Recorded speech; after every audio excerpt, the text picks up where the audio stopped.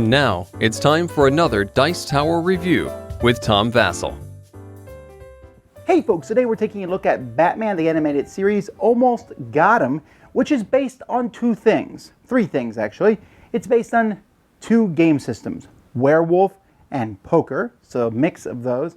And it's also based on Batman the Animated Series, an episode of that called Almost Got 'Em, which is the same name as this thing here. Now, Batman the Animated Series, there's no question, is one of the greatest animated TV shows of all time. And if you think it's not, I apologize, you're wrong. It's just fantastic. And this episode, which I went back and re-watched because I wanted to make sure I knew what I was talking about. In this episode, a bunch of the villains are sitting around playing poker and they're talking about how they almost caught Batman. And they're giving these little short cartoon stories of how they almost caught Batman. And then at the end, it's revealed that actually one of these villains was Batman all along. Ha ha ha ha ha. And Catwoman's involved and whatever. It's a good TV episode, actually. It's a good episode of the show. And it makes the basis of this game. In this game, you are one of those villains sitting around a table playing poker with the other players. And but one of you is Batman, and you're trying to figure out who that is. It's almost like this episode was made for this game. Well, it was. But does that work? Let's find out.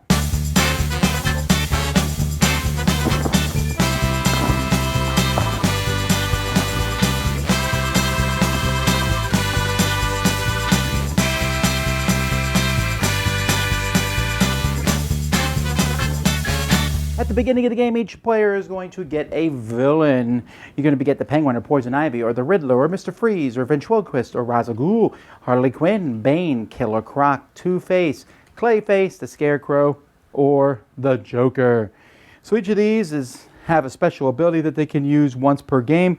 They'll be able to discard a card and use that special ability. But one of these people is actually Batman. Who could it be? Well, we're going to know that because Batman Disguise card and a bunch of other cards equal to the number of players are going to be shuffled up, and each player is going to get one and stick it underneath their card like this. So I might look like the Penguin, but really I'm Batman in disguise.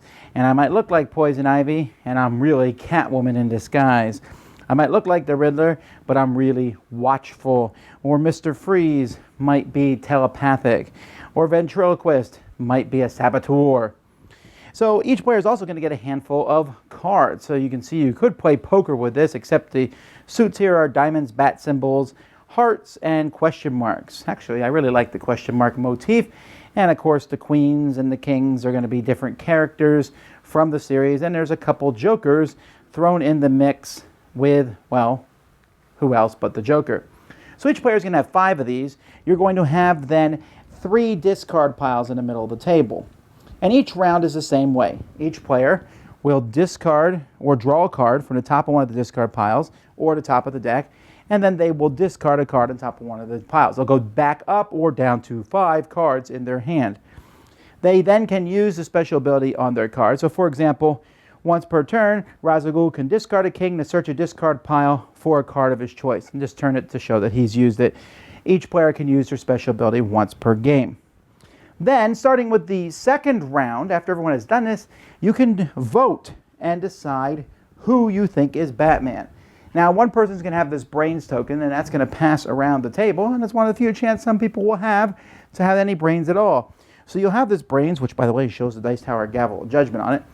This person will pick one other person, if they want to. They'll say, I think Judy is Batman. And then if someone else seconds it, then you vote yes or no with thumbs. And then you reveal her card. And if Judy was Batman, then the villains win. If Judy was not Batman, then she's not out of the game. However, I mean, she can still vote in different things, but her special ability card has kind of been compromised. She can still play. She can still win the game. But if she is considered to be subdued, and when a certain number of players are subdued who aren't Batman, 2 or 3, depending on how many players are in the game, then Batman wins. But then there's the night phase. Okay, so here's how the night phase works. Each person's card tells them something that they can do. So for example, the Saboteur here can choose another player to discard their hand and draw a new one as his blackout ends. Or the sneaky person can look at a random secret roll card not being used in this game. Or, you know, whatever you might have Batman himself, he needs 2 pair. If you have this, you're going to be able to use a special ability. Batman can subdue another player. That's pretty powerful because that's how he wins the game. So the moderator, one person has to be the moderator in this game. At night, they'll have everyone close their eyes. And then they will say, okay, we'll start with the first players. Let's say the first player is Ra's al Ghul. They'll say, Ra's al Ghul. Ra's al Ghul opens his eyes. The moderator then will put out 5 cards in front of the Ra's al Ghul. Ra's al Ghul, let's say Ra's al Ghul is crafty. He needs a flush to do his, but he doesn't have a flush. He just shows his hand of cards, doesn't do anything, and then the moderator picks these back up, goes to the next player. The next player might be Harley Quinn. And they say, okay, Harley Quinn, and they again deal 5 cards out in front of Harley Quinn. Harley Quinn decides that she's actually secretly Batman in this game, and so she shows her hand, which has 2 pairs, points to another player to subdue them.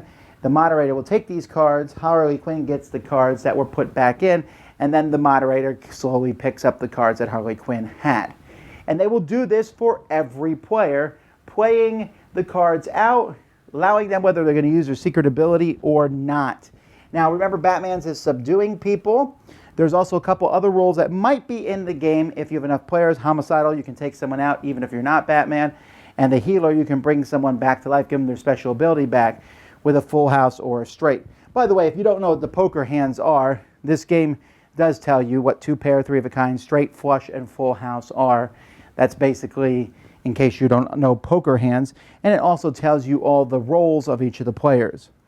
So the game is going to proceed until either Batman has subdued a certain number of villains, in which case he wins, and these even counts if other players vote for the wrong person, or if Batman is voted out of the game, in which case the villains win. Catwoman can win 2 different ways.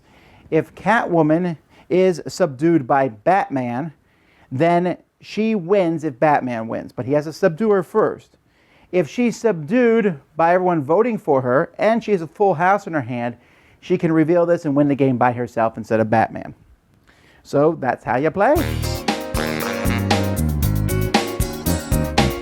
Now, I'm very wary of any of these new werewolf style games. There are so many of them, these social deduction games. Who is this, who's not?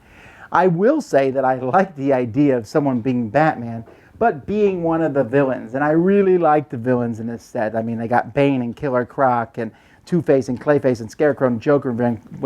It's like a hall of fame of Batman villains. And they use the artwork from that cartoon. The poker deck itself looks really good. The idea that players are trying to get poker hands to use their special abilities is a good one, right? I mean, you're trying to get there and you're drawing a card, and everyone is watching the cards you draw. So you could draw up top of the deck, but it might be a while before you activate your ability. You draw that 9, and someone's like, why did you draw 9? And then later on, they see you draw another 9, they're like, I think he's Batman. He's looking for 2 pairs. So there's that. Now, that's not as much information as you might think. As players take these, I mean, and Batman will probably knock someone out the first night if he can get 2 pair, which is not that hard to get. And then everyone's all on edge trying to figure out who Batman is before he takes other people out. And then, of course, someone's acting super suspicious.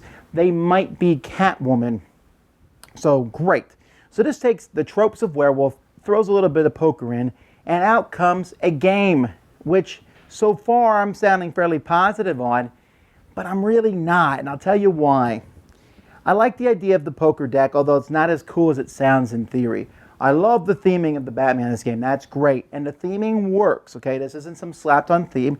The idea of one person being Batman, one person possibly being Catwoman, that's pretty cool.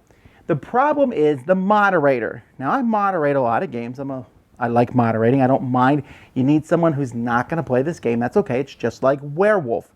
However, in this game, the moderator has to, every night, place all 5 cards out for each player, flip them over, wait for them to make a decision, take the cards back, or take the cards from that person. And you have to wait the same amount of time for everybody. Because if you go a little bit long or a little bit slow with somebody, and Batman does take someone out, then someone's like, well, Judith, her term was very, very short, so there's no way she can be Batman. You can't have that, so you have to spend as long time. And if you're playing a bigger game of 7 or 8 players, This is so tiring and so boring as the moderator, who has to walk around the table, really, like bending over people, putting the cards down, or else they're sitting in the middle of the table. But either way, it's not an easy, simple thing. It is so clumsy. It is just an unwieldy mechanism as you deal these cards out and you look and the person's, no, I'm not using my special ability. No, I'm not using my special ability. Yes. Okay, make sure you take the right cards. We got to be quiet as we do this whole thing. And it's a pain in the neck and honestly ruins the whole game. Because the game itself isn't that strong of a game to begin with. You are trying to figure out who Batman is, and you only have so much information to go on, which is basically the cards they're taking and how suspicious they look. Then you see who they take out, but you don't know who they took out. If they took out, Billy as Billy Catwoman, maybe, but how would Batman have known that? And at the beginning of the game, they have it so that Batman looks at one of the cards that's not in the game, sneaky. So Batman can say, oh, I'm sneaky. But again, that doesn't really seem to... It's cool and all, but there's really no way for you to have any information about who anyone is other than watching a single card they're picking up each turn and catching information you shouldn't catch at night. And that's where I think the problem is, that information at night where you hear what people moving and stuff. You can say, well, you shouldn't be listening to that information, but how can you not? Like when we play One Night Ultimate Werewolf, we have people tap on the table. We do different things to keep noise so that you don't know who's doing what as you play the game. And that's fine, but it's one night. This is multiple nights. And if you're a moderator, you're going to get very weary of putting these cards down and picking them up. The game is beautiful. The theme fits. And it's not a terrible deduction game, but it's not a great one either. It's just an okay one. So when you combine an okay deduction game with a really annoying poker, lay out the cards, pick them back up, lay out the cards, pick them back up, lay out the cards, pick them back up, it just doesn't turn into very much fun, which is a shame. It's a great TV series. It's a great episode, and it's almost a great implementation, except it's not. Dice Tower Judgment almost got fun. Thanks so much for watching the Dice Tower videos. Find more great videos and reviews, as well as our top-rated audio podcast at Dicetower.com. You can also find other great shows at Dicetowernetwork.com. I'm Eric Summerer, and you've been watching The Dice Tower. The Dice Tower is sponsored by Cool Stuff Inc., where you can find great games for great prices. Cool stuff in stock. Check them out at CoolStuffInc.com. Shut the door.